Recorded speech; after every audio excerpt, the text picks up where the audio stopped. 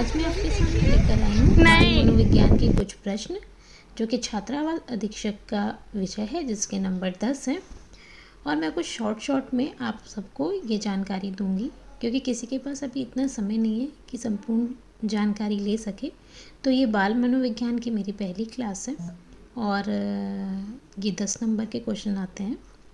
तो इसकी परिभाषा है, बाल मनोविज्ञान की वह शाखा है जिसमें गर्भावस्था से लेकर प्रौढ़ावस्था तक के मनुष्य के मानसिक विकास का अध्ययन किया जाता है। जहाँ सामान्य मनोविज्ञान प्रौढ़ व्यक्तियों की मानसिक क्रियाओं का वर्णन है तथा उनको वैज्ञानिक ढंग से समझने की चेष्टा करता है, वहीं बाल मनोविज्ञान बालकों की मानसिक क्रियाओं का वर्णन करता है और उन्हें समझाने का प्रयास करता है।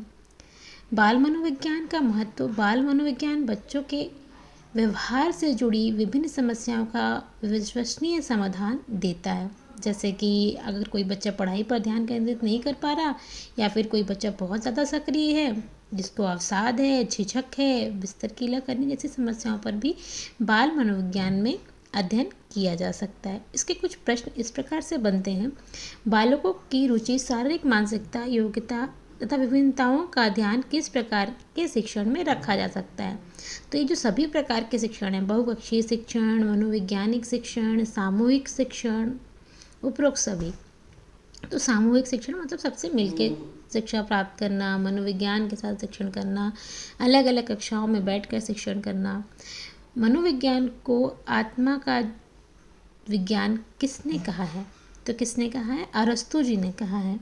ठीक है, जब आप हम इसकी डिटेलिंग करेंगे, क्योंकि ये बहुत शॉर्ट कक्षा है, तो जब हम इसकी डिटेलिंग करेंगे तब मैं आपको अरस्तु जी के बारे में भी बताऊंगी। हमारे महान वैज्ञानिक अरस्तु जी के बारे में मैं आपको जानकारी दूंगी, जिनको मनोविज्ञान की आत्मा कहा जाता है। खेलों के माध्यम से बालकों में कौन सा गुण विकसित हो सकता है? कौन सा गुण विकसित हो सकता है? सामाजिकता का, नैतिकता का, व्यावसायिकता का और भौतिकता का। ये प्रश्न मैंने आप लोगों के लिए छोड़ा है।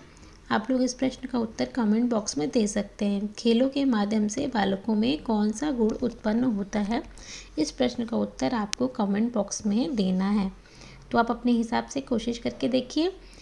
बाल केंद्रित शिक्षा किसकी देन है? शिक्षा के राष्ट्रीयकरण की, सर्व शिक्षा अभियान की, शिक्षा मनोविज्ञान की, उपरोक्त सभी की। तो इसका उत्तर है शिक्षा मनोविज्ञान की। चाइल्ड साइकोलॉजी या टीचिंग साइकोलॉजी जो होती है, जो शिक्षकों को बताई जाती है, जितना शिक्षकों का जानना जरूरी है उतना ही हॉस्टल वार्डन्स का जानना भी बहुत ज़रूरी है।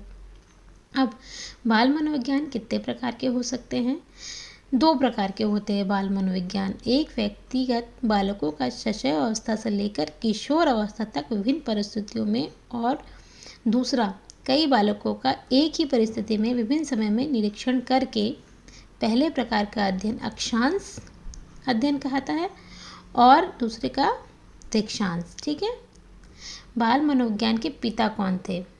फादर ऑफ चाइल्ड साइकोलॉजी कौन थे? जीन पियाजे। इन्हें बाल मनोविज्ञान का पिता कहा जाता है। इसी से कई प्रश्न भी बनेंगे। चाइल्ड साइकोलॉजी के फादर का नाम जीन पियाजे था। इस चीज़ को आप लोग एकदम मन में बैठा लीजिए। इसके बताता है विकास कितने प्रकार के हो सकते हैं।